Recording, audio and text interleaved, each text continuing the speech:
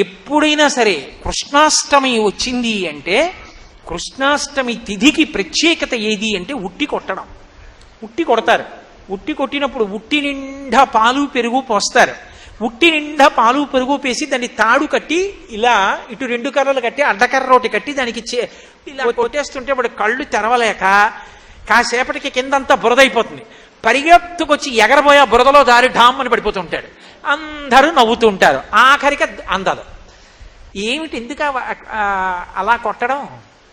ఉట్టి కొట్టడం సరదా కాదు. కృష్ణాష్టమి నాడు తప్పకుండా చెయ్యాలి, చూడాలి. ఎందుకో తెలుసా? అది కుండ. కుండలో ఏమున్నాయి? మరమరాలు లేవు, అందులో పాలున్నాయి, ఆవు పాలు.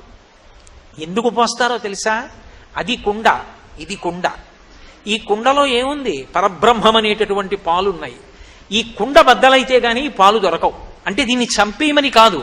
అంతర్ముఖ సమారాధ్యా బహిర్ముఖ సుదుర్లభ, ఇందులోకి వెడితేనే దొరుకుతుంది.